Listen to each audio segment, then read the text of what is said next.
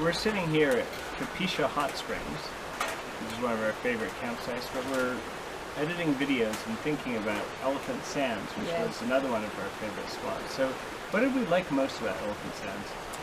Well, it's such a wilderness experience right around you, because you arrive and suddenly there are just hundreds of elephants in your face, and walking through your campsite, and it's exciting because it feels quite exposed.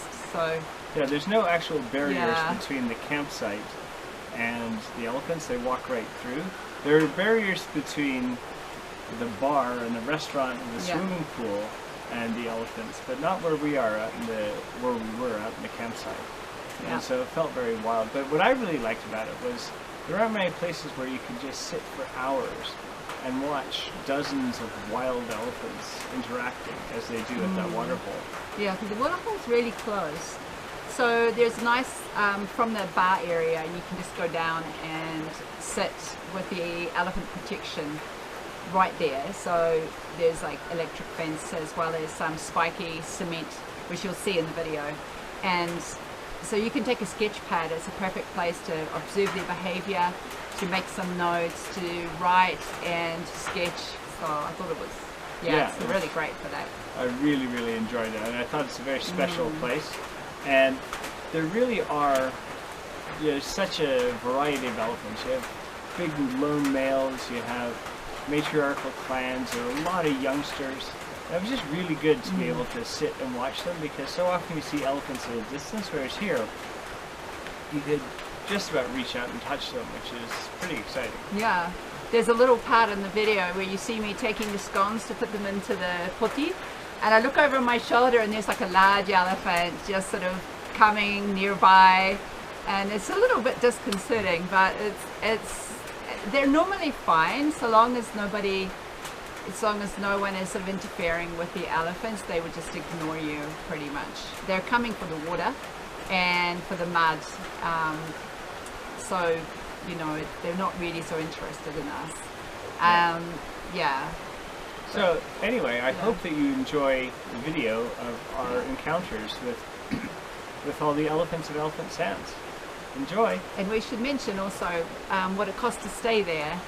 So it's about $12 US per person per night camp there. Yeah. Which is slightly more than some of the other places in northern Botswana, but not that much more, at a totally reasonable price. And you have pretty decent facilities. Yeah, they're okay. They're in a little bit of a state of deterioration, but I think a lot of places have suffered from the whole lockdown stuff and haven't been able to really maintain to pay their staff, and so things are picking up now, and I think improvements are being made. But there is a scary banded mongoose running around. So as you'll see in the video as well. Okay, so I hope you enjoy it. So here we are at Elephant Sands, one of our favorite places from the last time we were in Botswana. It feels great to be back. Come on in.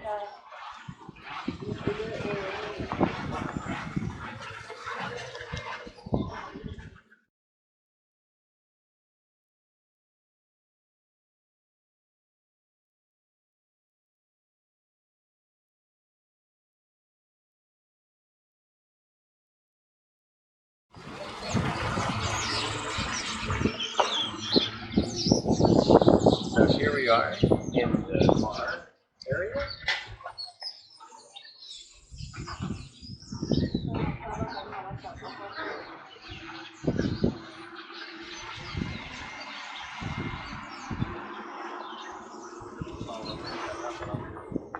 Is there a swimming pool?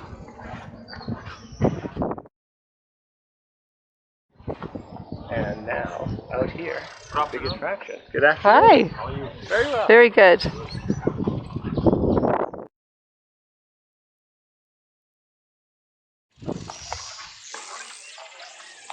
What do you reckon? There's 15 elephants there easily right now. What a fantastic place to stay. Hi everyone. It was a bit windy, so I have to do a voiceover, but we've just settled into our campsite, and you can see how close we are to the elephants just wandering by, and they're everywhere. Hundreds of them come in to drink from this waterhole here every day, and we're excited to be back. We've stayed here before, but yeah, I mean, it's a little nerve-wracking.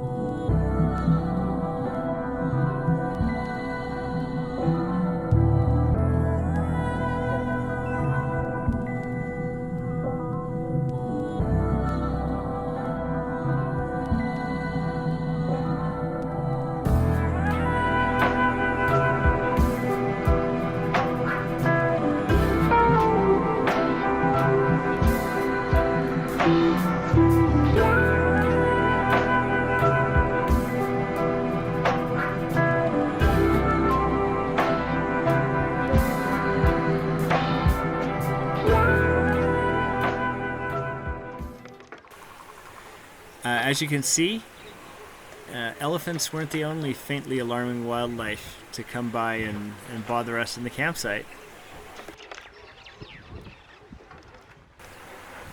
So you might think that this little banded mongoose is so cute and cuddly, and oh, look at him digging around looking for scorpions or whatever he can find.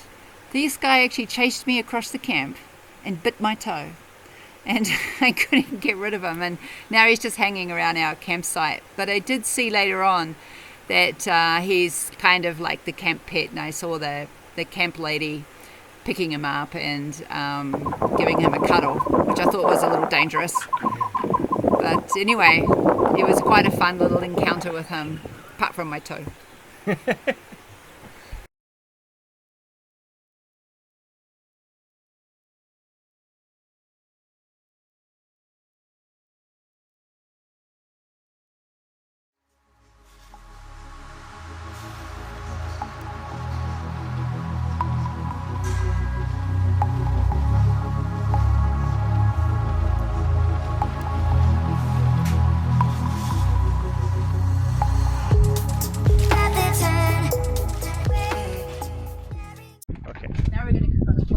Started the fire, and here's the black putti there, and once again we have some off cream. Doesn't smell too bad, not as bad as the last one. We have this time we're going to go and launch into some raisins, some cinnamon, and white flour and milk if I need it. So,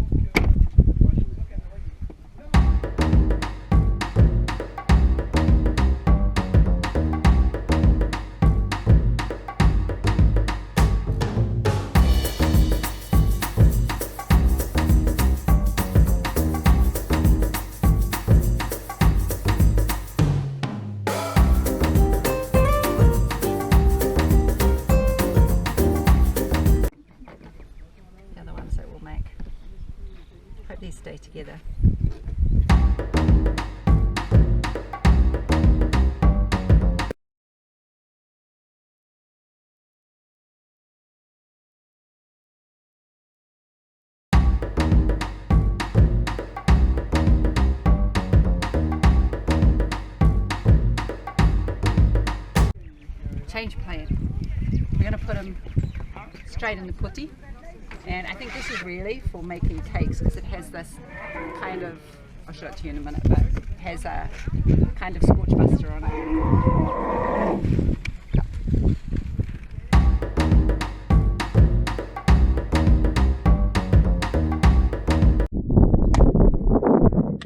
So tell us why you've got the charcoal on the top.